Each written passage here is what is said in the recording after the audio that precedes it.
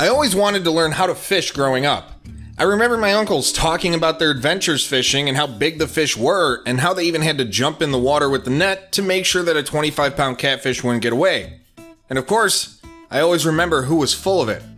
I recall my dad asking me if I wanted to go fishing and how excited I was to get ready to carry on the family tradition and bring home my big fish to show off to the family. But oh, how reality kicks in and dashes all your dreams. I cringed trying to put the worm on the hook. Taking the fish off the hook? No way. Not touching that thing. Get it away from me. Thus, my real-life fishing dreams quickly disappeared.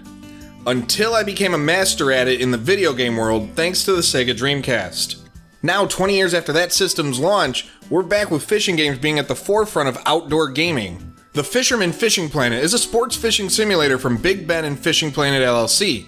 The game has everything you can imagine in regards to fishing for those individuals who have either played the franchise since the PC days or have actual fishing experience. However, if you're a novice and have zero real-life fishing experience and no type of patience to learn the game, then I don't recommend trying this at home. The learning curve in this game is pretty tough in the beginning for novices, but over time with some help from the game, it can become easy to understand and gain the knowledge needed. With over 50 lakes, rivers, and ponds stretching from California to Russia, the game provides players with an amazing amount of variety. No venue seems the same, and the player can either fish from the shoreline or from their own boat. Now, true to real life, licenses must be purchased from the shop to be allowed to fish around the world from in-game money used by leveling up XP and selling items. The Fisherman has one of the largest in-game shops that I've ever seen, so it's no surprise that the developers went through such great lengths to provide a vast amount of the various items in the Fishing Planet megastore.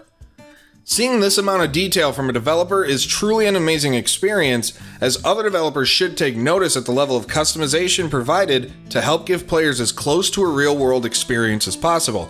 From bait to tackle to boats and even a bait coin exchange systems, players will have their hands full and time occupied with this game's inventory system. When it comes to game modes, the Fisherman provides a lot offline and online in regards to multiple events that the players can enter in, with various rules and regulations across all the venues available. The offline portion of the game is the one that will present the most longevity to the user in regards to tasks, fish captures, and traveling around the world. The areas of the game are very well crafted to detail, and mixing in the walking and boating brings a nice change of pace for the player. Now, the gameplay is good regarding the casting and reeling system. Learning the various techniques such as straight retrieves, stop and go, and fishing with sinkers, the team tries to make this aspect as simple as possible with a tutorial and gauges to help seasoned veterans and rookies like myself learn the depth of the fishing system. However, when being prompted to do certain tasks such as assembling a sinker rig takes almost 15 minutes to do, it can be quite a buzzkill.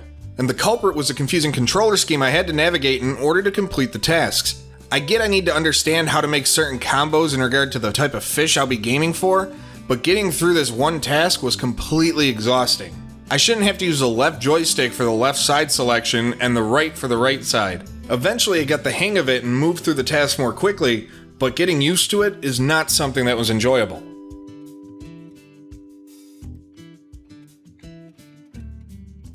The Fisherman Fishing Planet is by far one of the most in-depth video games I've ever played. The level of customization for your tools is amazing, and the graphics and attention to detail for the fish is a sight to behold. But the problem with the game is that it feels like the developers brought over a PC sensation for their PC followers to console. By doing this, I feel that they're in danger of isolating many interested fans on the console side who may have been excited to try the game out and hit the wall of frustration and lack of patience. The game provides such a level of depth that experienced users will feel the console port does the PC version justice. However, users new to the franchise may be intimidated at first with all the ins and outs of the gameplay needed to try and teach you all you need to know to keep up with the sports fishing simulation behemoth. For more outdoor sports gaming action and great sports content daily, subscribe to Sports Gamers Online and hit that bell to be notified whenever a new video goes live, and visit our website at sportsgamersonline.com.